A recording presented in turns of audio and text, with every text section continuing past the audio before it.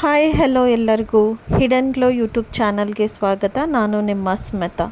Last time ನಾನು ನಿಮಗೆ creamy ಪಾಸ್ತಾನ ತೋರಿಸಿದ್ದೆ. ಹಾಗೆ ಇವತ್ತು ನಾನು ರೆಡ್ ಪಾಸ್ತಾನ ಹೇಗೆ ಮಾಡೋದು ಅಂತ ಹೇಳಿ ತೋರಿಸ್ತಾ ಇದ್ದೀನಿ. ತುಂಬ ಸಿಂಪಲ್, ಯಾವುದೇ ರೀತಿಯ ಬೇರೆ ಇಂಗ್ರೀಡಿಯೆಂಟ್ಸ್ ಬೇಡ, ಸಿಂಪಲ್ಲಾಗಿ ಮನೇಲಿರೋ ಐಟಮ್ಸ್ ಜೊತೆನೇ ಮಾಡ್ಬೋದು. ಅದಕ್ಕೆ ಮೊದಲು ಪಾತ್ರೆಗೆ ನೀರನ್ನು ಬಿಸಿ ಮಾಡ್ಕೊಂಡು ಅದಕ್ಕೆ ಸ್ವಲ್ಪ ಉಪ್ಪು, ಸ್ವಲ್ಪ ಆಯಿಲ್ನ ಹಾಕ್ಕೊಂಡು ನೀರು ಬಿಸಿ ಆದಮೇಲೆ ಪಾಸ್ತಾವನ್ನು ಹಾಕಿ ಬೇಯಿಸಿಟ್ಕೊತಾ ಇದ್ದೀವಿ.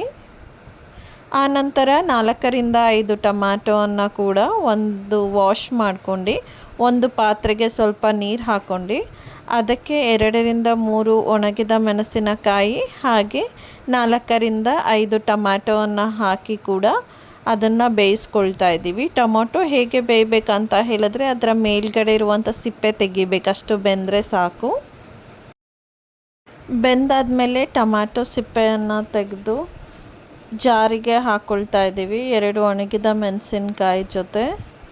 ಈಗ ಅದನ್ನು ನೀಟಾಗಿ ಮಿಕ್ಸಿ ಮಾಡಿಟ್ಕೊಂಡಿದ್ದೀವಿ. ಇವಾಗ ಪಾಸ್ತಾ ಮಾಡೋಕ್ಕೆ ರೆಡಿ ಮಾಡುವ.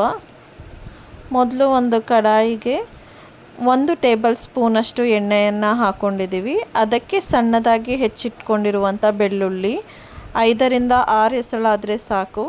ಸ್ವಲ್ಪ ಅದು ನಮಗೆ ಬ್ರೌನ್ ಕಲರ್ ಬರ್ತಾ ಇದೆ ಅಂದಾಗ ಅದಕ್ಕೆ ತುಂಬ ಸಣ್ಣದಾಗಿ ಹೆಚ್ಚಿಟ್ಕೊಂಡಿರುವಂತಹ 1 ಈರುಳ್ಳಿ, ಸಣ್ಣ ಗಾತ್ರದ ಈರುಳ್ಳಿಯನ್ನು ಹಾಕಿ ನೀಟಾಗಿ ಮಿಕ್ಸ್ ಮಾಡ್ಕೊಳ್ತಾ ಇದ್ದೀವಿ.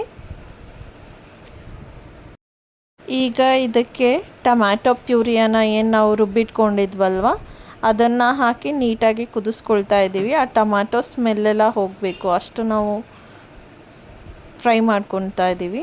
ಆನಂತರ ಇದಕ್ಕೆ ಆರಿಗಾನೋ, ಸ್ವಲ್ಪ ಉಪ್ಪು ಹಾಗೆ ಚಿಲ್ಲಿ ಫ್ಲೇಕ್ಸ್, ಆರಿಗಾನೋ ಇದ್ದರೆ ಹಾಕ್ಕೊಳ್ಬೋದು, ಇಲ್ಲ ಅಂದರೆ ಇಲ್ಲ, ಹಾಕಿ ಟೊಮ್ಯಾಟೊ ಸಾಸ್ನ ಸ್ವಲ್ಪ ಹಾಕಿ ನೀಟಾಗಿ ಮಿಕ್ಸ್ ಮಾಡ್ಕೊಂಡ್ವಿ ಅಂತ ಹೇಳಿದ್ರೆ ಆಲ್ಮೋಸ್ಟ್ ರೆಡಿಯಾಗಿ ಹೋಗುತ್ತೆ. ಈಗ ನಾವು ಬೆಂದ್ಕೊಂಡಿರುವಂತಹ ಪಾಸ್ತಾನ ಅದಕ್ಕೆ ಹಾಕಿ ಮಿಕ್ಸ್ ಮಾಡ್ಕೊಳ್ತಾ ಇದ್ದೀವಿ. ಜಸ್ಟ್ 1 ನಿಮಿಷ ಈ ಥರ ನೀಟಾಗಿ ಮಿಕ್ಸ್ ಮಾಡ್ಕೊಂಡ್ವಿ ಅಂತ ಹೇಳಿದ್ರೆ ಈವ್ನಿಂಗ್ ಬಿಸಿ ಬಿಸಿಯಾಗಿ ನಾವು ರೆಡ್ ಪಾಸ್ತಾ ರೆಡಿಯಾಗಿ ಹೋಗುತ್ತೆ, ತಿನ್ನೋದಕ್ಕೆ ರೆಡಿಯಾಗಿರುತ್ತೆ. ತುಂಬ ಚೆನ್ನಾಗಿತ್ತು. ಇದನ್ನು ಸಾಸ್ ಜೊತೆ ತಿಂದರೆ ಇನ್ನೂ ತುಂಬ ಚೆನ್ನಾಗಿತ್ತು ಟೇಸ್ಟು. ನೀವು ಒಂದು ಸಲ ಮಾಡಿ ನೋಡಿ, ತುಂಬ ಈಸಿ ರೆಸಿಪಿ ಇದು. Thank you.